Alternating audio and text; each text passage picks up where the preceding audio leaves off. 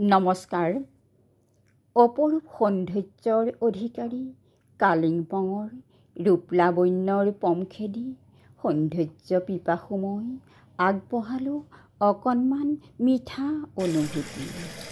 তিষ্টা নদীৰ পাৰে পাৰে শ্যামলী গিৰিমালাৰ ভাজে ভাজে সপোনৰ ছবি আঁকি আমি গৈছিলোঁ ডাৱৰৰ দেশলৈ। শিলাখণ্ডৰ বুকুভেদি কুলু কুলু সুৰেৰে বৈ অহা খৰস্ৰোতা জলপ্ৰপাতৰ মৃদু গুঞ্জনত মুখৰিত হৈছিল আমাৰ মনৰ পদূলি। ক্ৰমান্বয়ে আমি আগুৱাই গৈছিলোঁ নিম্ন হিমালয়ৰ ৪,১০১ ফুট উচ্চতাত অৱস্থিত শান্ত শীতল কালিম্পং চহৰখনলৈ। মৌনতাৰ ৰূপালী সূতাৰে গঠা এখনি যেন শুকুলা চাদৰেৰে ঢকা কালিম্পঙৰ আলসুৱা হিয়াখনি। ডেলো পাহাৰৰ শিখৰত বহি কালিম্পঙে হাঁহি হাঁহি মেলিছে সৌন্দৰ্যৰ সঁফুৰা। শুকুলা ডাৱৰৰ সৈতেই যেন পাহাৰটোৰ মিতিৰালি। শুভ্ৰ ডাৱৰৰেই মূৰতে মাৰি লয় পাগুলি। খন্তেক পিছতে আকৌ ডাৱৰক বুকুতে লয় সাৱটি। আলিংগনৰত ডেলো পাহাৰ অপৰূপ তোমাৰ ৰূপৰ মাধুৰী। সঁচাই মায়াবী কালিম্পং।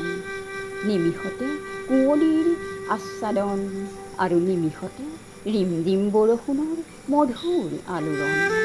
তাৰেই মাজে মাজে সূৰুযে ভুমুকি মাৰে, আঁকি দিয়ে তপত চুম্বন। উজলা সুফলা মনোৰমা প্ৰকৃতিৰ আঁৰতেই সুউচ্চ পাহাৰৰ শিখৰত নীৰৱে থিয় দি আছে আই মাতৃৰ অতন্দ্ৰ প্ৰহৰী হৈ ২৭ নং ভাৰতীয় সেনাবাহিনীৰ মাউণ্টেইন ডিভিজন। বীৰপুত্ৰৰ পৰিচয়ৰে কৰ্তব্যৰত বীৰ জোৱানসকল।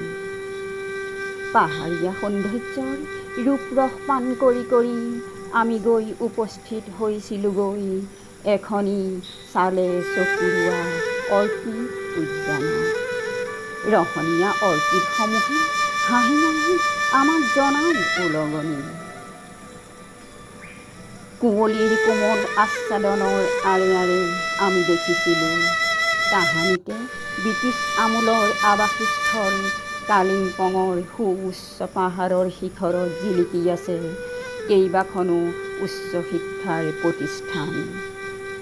পাহাৰৰ একা বেকা পথেৰে ক্ৰমাৎ ৫,৫৯০ ফুট উচ্চতালৈ উঠি গৈ ডেলো পাহাৰৰ সুউচ্চ টিঙত আমি দেখা পালোঁ এখনি আটক-ধুনীয়া পাৰ্ক ডেলো পাৰ্ক।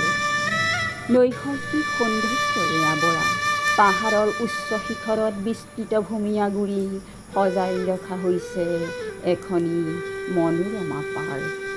উদ্যানৰ শাৰী শাৰী ফুলৰ মেলাই পৰ্যটকৰ নয়ন জোৰাই। ডেলো পাৰ্ক পৰ্যটকৰ অৱসৰ বিনোদনৰ উৎকৃষ্ট ঠাই। এনেহেন অপৰূপা কালিম্পঙৰ সৌন্দৰ্যত সোণত সুৱগা চৰাইছে সুন্দৰ কাৰুকাৰ্যৰে সজ্জিত বৌদ্ধ মঠ মন্দিৰসমূহে।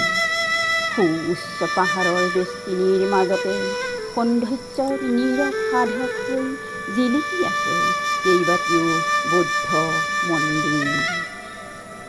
গুৰুগম্ভীৰ খোজেৰে সঁচাই বৌদ্ধ ভিক্ষুসকল শান্ত সমাহিত কালিম্পঙৰ দৰেই শান্ত শীতল। সঁচাই কালিম্পং অপৰূপ তোমাৰ ৰূপৰ মাধুৰী। তুমি পৰ্যটকৰ আকৰ্ষণথলী। আহক আমি যাওঁ কালিম্পঙলৈ বিনন্দীয়া প্ৰকৃতিৰ ৰূপৰস পান কৰিবলৈ। ধন্যবাদ।